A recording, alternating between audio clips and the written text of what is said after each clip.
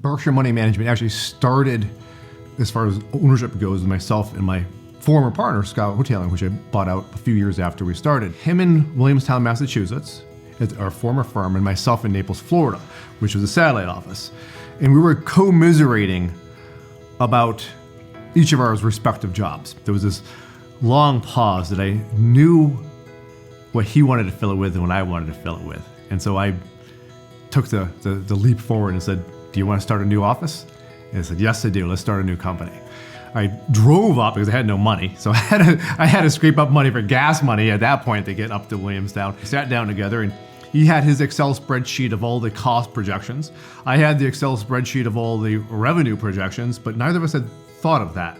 We just were just going to get together and talk about it. And immediately, like, this is going to be a great way to work together. You have one set of skills, I have another set of skills. Let's meld these together and form Berkshire Money Management. We took all of our savings, which was not a lot. We moved back in with our parents and took home sitting jobs and just put everything into starting the company. Maybe I was simply being naive, but I never at any point had any doubts. I was a senior in college in my senior seminar class, and Alan came in and said, I'm starting a company and we're not sure how it's going to go. Anybody that wants to talk to me, come to the library after class.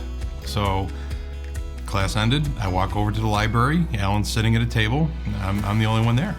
I started January of 2002. I always was interested in the stock market ever since I was a teenager.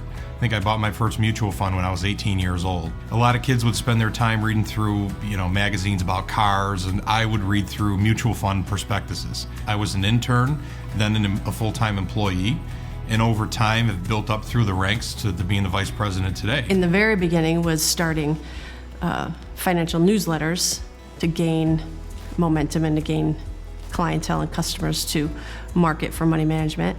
And literally hand-addressed envelopes to newsletter perspectives.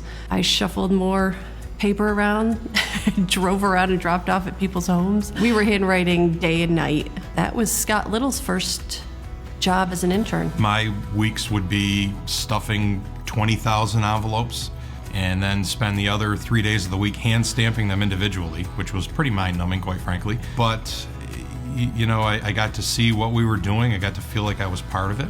Alan would work ungodly hours, so I knew he was committed. This wasn't something he was just going to try and see if it worked, and if not, the guy was working 80 hours a week. I was reading his newsletters that we were printing for our clients, and it was top notch. I was blown away. It was total, in the mud, in the trenches for a solid year before we even began to make any money to live off of. I don't ever remember doubting for a minute that it wasn't going to happen. Even though it was hard and, I never had any doubts that Alan, especially Alan and Scott, knew what they were doing and were going to definitely make this something. I knew there were different challenges. We started in the middle of the tech burst. 9/11 terrorist attacks came, a recession. So, it was a hard trifecta to start a business. But I never had any doubts. There were 4 of us.